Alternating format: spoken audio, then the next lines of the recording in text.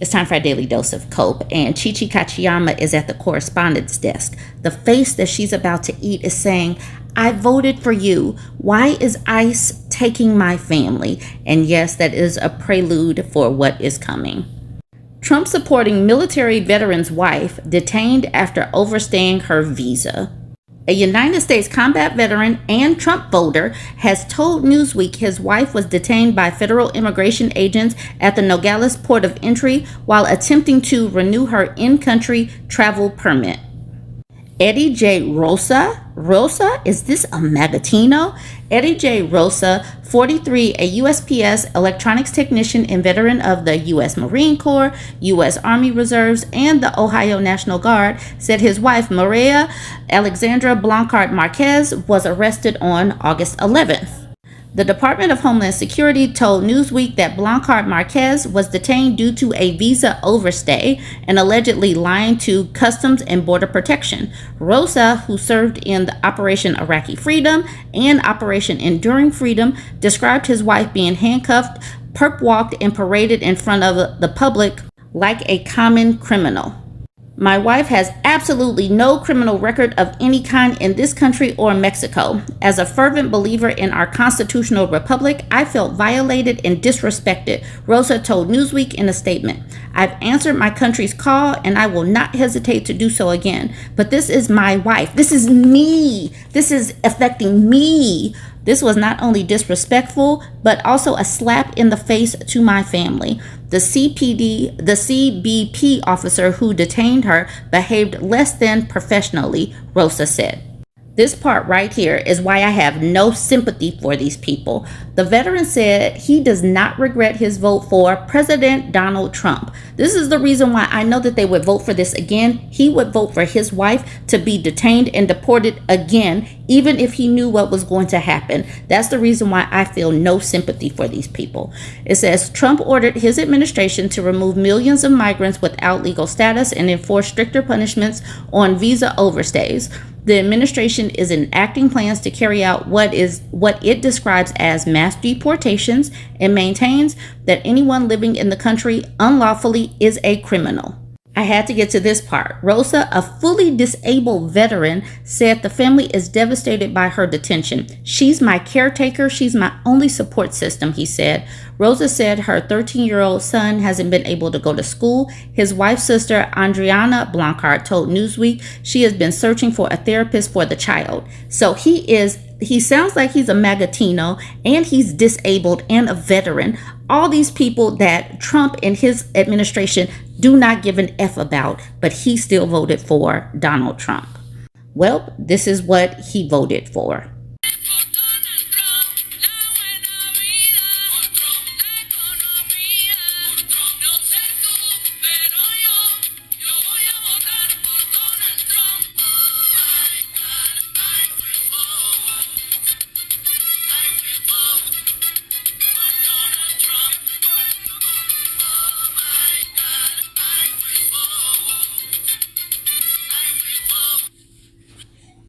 Now we have a black MAGA named Christy Sims. She made this post about this Trump article. Trump says Smithsonian should focus on America's brightness, not how bad slavery was. She says, "No, President Trump, I love you, but no, you're wrong here. You have the wrong people in your cabinet, and you have overt racists in your ear who have told you or coerced you to do this and say this.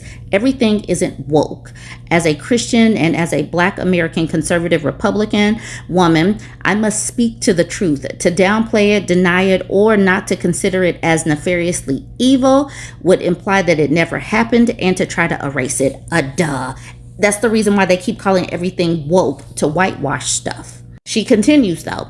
"This was real and it happened just like the Holocaust. It was the most inhumane, degrading treatment that a human being could inflict on another human being. To deny equality, education, great quality of life, healthcare, all across the gamut. There were lynchings, beatings, rapings, castration, denial of education, discrimination, and outright hatred simply because of the color of their skin. No reparations, no apology, no removing it. Denying it or not talking about it, nothing will erase what happened. To say it was trivial is the slap in my ancestors' face, my grandmother and her mother's face.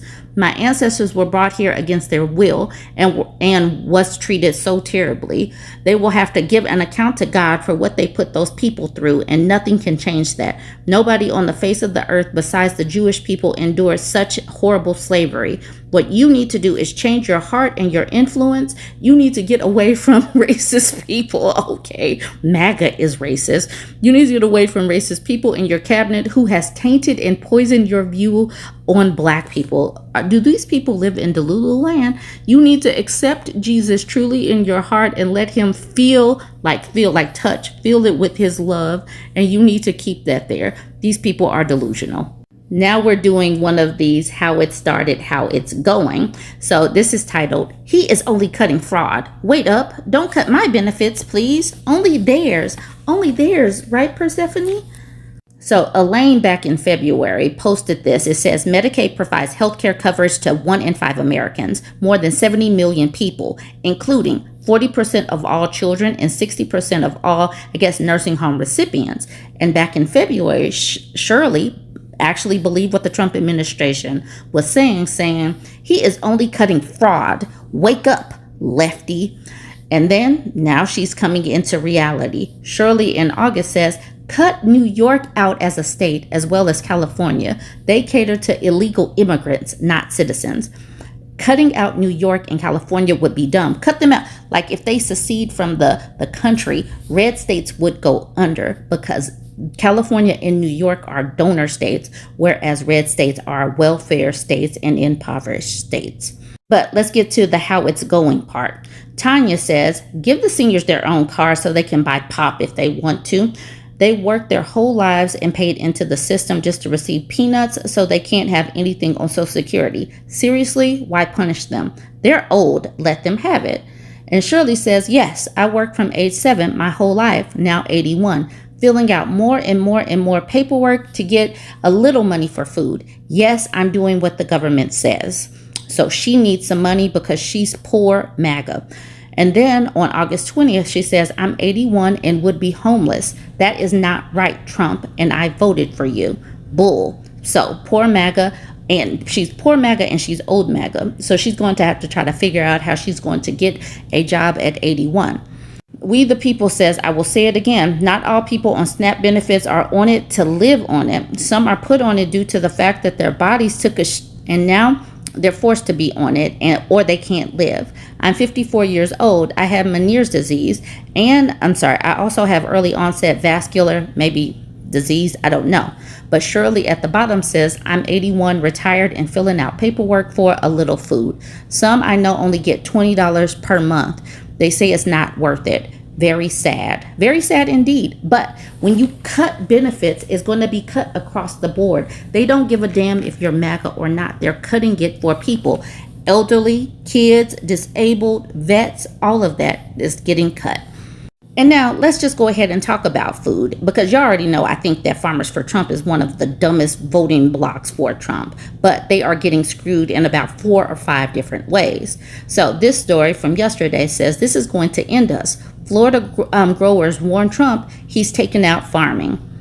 The inability of Florida farmers to find Americans willing to work to fill jobs abandoned by immigrants fearful of being taken into custody has some of them stating they will have to cut back on future plantings out of fear of going out of business.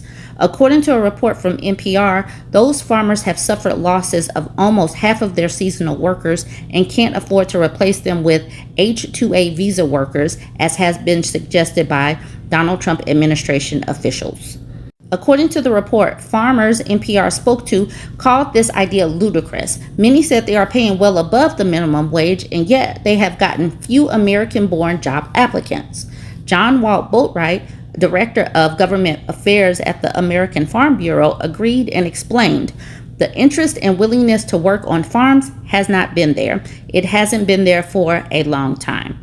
One strawberry farmer claimed the loss of manpower due to immigrant roundups is crippling his ability to make a living.